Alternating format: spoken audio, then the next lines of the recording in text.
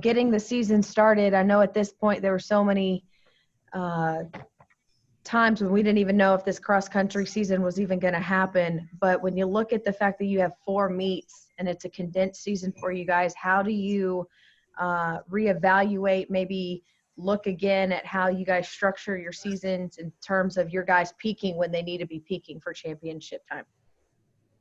Go ahead, Chris. It's a little bit different. Two factors for us. Number one is, the season ends on October 30th instead of November 14th or something like that. But the second thing for us too, Alyssa, is the fact that, we run a 10K at the NCAA championships, and we're only running an 8K here at the SEC meet. So there's 2 factors for me, and that is a little shorter distance for the championship race, and then the peaking will be a little bit different, be backed up a little bit, but it shouldn't be a problem. We're kind of in the same boat. I mean, we have a condensed season, not as many races, and the highlight or the summit of the competitions will be obviously the SEC championship. But we're just grateful that we have an opportunity to get back out and compete. Our kids are super excited, and in our situation, we have so many new faces that a lot of our attention has been trying to build that team atmosphere and that team culture that we've had in years past. And thus far, it's become self-perpetuating. Lance, to follow up on all these new faces you have, I think Lauren and Abby are the only ones who were on that national title team from a year ago. So where do you look for leadership and for experience? Do you look to them to kind of help the younger girls? Well, no doubt about it. I mean, we're blessed to have those 2 back. I mean, we lost 5 big seniors, and that probably is never going to happen again in my career. But we are blessed to have a lot of transfers that come in with experience, and that helps kind of complement the freshman class that we brought as well. So again, lots of new faces, but some with experience, and a couple of the young freshmen this year are very, very talented and have been to a lot of elite meets in their previous career in high school. So I think they're going to jump right in and not be afraid to share responsibilities in the lead. Buck, how do you like your roster? I know you have Gilbert back, and I know that that's exciting for you. Yeah, it's great to have Gilbert back in the mix, but I like my roster a lot. I mean, we've got some new kids too. Same with Lance, is that some of our new kids are transfers, so they do have experience. Emmanuel Shabosin from Louisville, you got a taste of him indoors with the SEC indoor championships, where he won the SEC title in the 5K. Jacob McLeod from Belmont University, who was an NCAA qualifier for them as a freshman at the cross country championships, and finished, as one of the top freshmen in the country that year. Luke Mead, another new grad transfer from Furman. Andrew Cabet from Hutchinson Community College. And a few high school kids as well. So we have kind of the same thing going on that Lance does, and that is, hey, we got some new guys that we think are going to jump right in. But with Gilbert Boyd and Matt Young, Miles Rector, those kids that we had last year, they're blending in really well, and just excited to watch them get out and run. For both of you guys, and Buck, you can start. No surprise, a target on your back, your peers picking you to win the SEC once again. How do you guys handle that? And then, being able to have the respect that you have within the SEC and your cross-country program. Well, I'll tell you what, it feels good to have the target back on the back again. The last 2 years, a really good Ole Miss team beat us, and, it just feels good that, we have, some respect back in the league as far as, hey, people have high expectations for us. And, we enjoy that. And it means that, hey, we put a pretty good team together according to our peers, but, you got to go out and prove it. So looking forward to having that chance. And like Lance, it's good to be back at practice. It feels good to have our guys practicing every day, We go to a meet this weekend at LSU, and so things feel somewhat normal. And we'll take any normal we can get right now. In our situation, I think that our tradition and our legacy and our program has convinced a lot of our peers in the SEC to always rate us really high. And we've been fortunate to win the last 7 SEC titles.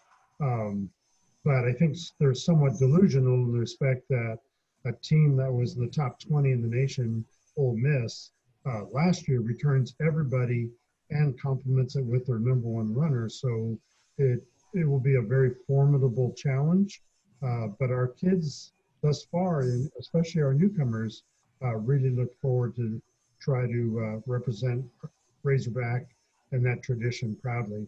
After you get that type of continuity winning, you don't want to be known as the team that let it get away.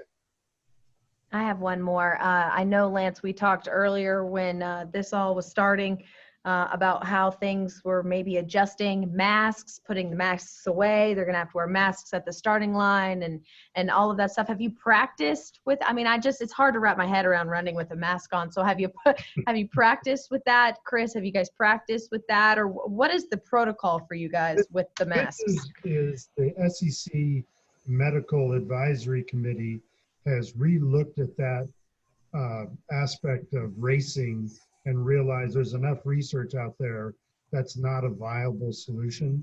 So they have since rescinded that mandate, but there are other restrictions as well.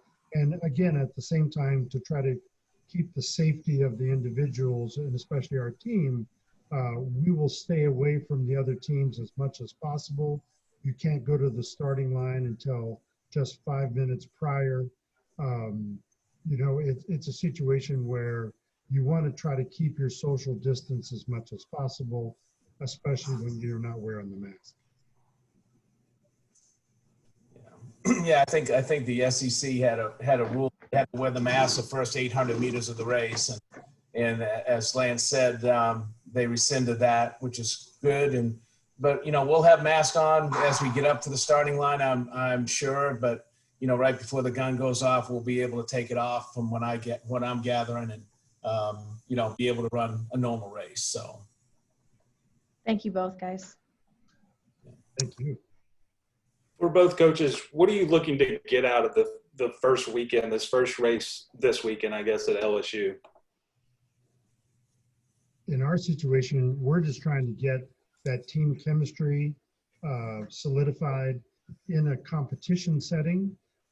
Everything up to now has been just practices, and it's impossible to simulate a racing format and competitive spirit, so to speak. So we're looking forward to the opportunity to let all these new faces come together, wear a common uniform, and then go right into the heat of the battle with some of our very formidable SEC foes. Yeah, it's the same with us too. Just the routine of traveling again will be a big part of it. Creating good habits the few days before the race begins. Once we're there, how we travel once we get there as well, and no expectations as far as any particular time or whatever. We just want to compete. We want to test a little bit of where our fitness is at, and really be competitive the last few kilometers of the race, and then come away with some kind of benchmark of where we're at as a team. So just looking forward to, again, just having the team together on the road. And that's kind of where a lot of that bonding takes place when you get away from campus, and you're just with your mates, and you got a common goal to finish. There's no other distractions, and go out there and race really hard and see where we stack up and move on from there. And then I also wanted to ask you guys a couple questions about not related to cross country, but the facility that's going up, and it sounds like it's currently going up right now outside your window. What will that facility mean to you guys, and what you're able to do with the track and field programs here at Arkansas? Go ahead, Chris. Oh, it's going to be a game changer for us, and it's going to be a game changer simply because our kids are going to see it and be it and feel it every day. Um, you know, we're a little bit spread out. With our track teams. You have Tyson that's about maybe a mile away, and we spend a lot of time up here at the John McDonald Field training, and it's nice to be able to have a weight room up here. And just more continuity and a better use of time as far as our daily practices are concerned. So the new locker room, the new training room, the new weight room that'll be in there. We're basically at this track 9 months out of the year for sure. And, we go down to Tyson after that for a few months for the indoor season, but just the continuity of having practice and a better flow every single day, getting our kids from one area to the other and in a great amount of time, in a good amount of time. So looking forward to it. As Chris said, we're very fortunate. There's only 2 programs in the United States that are building onto track and field facilities, and that's the University of Oregon and ourselves. And so we're very fortunate. Our administration very much believes in the men's and women's track programs here and are willing to, put the money up front to spoil us with a facility that I think everybody's going to be very, very proud of. Not only the team, but also our alumni. And I think we'll become the envy of the SEC. And we're looking forward to having everybody under one roof.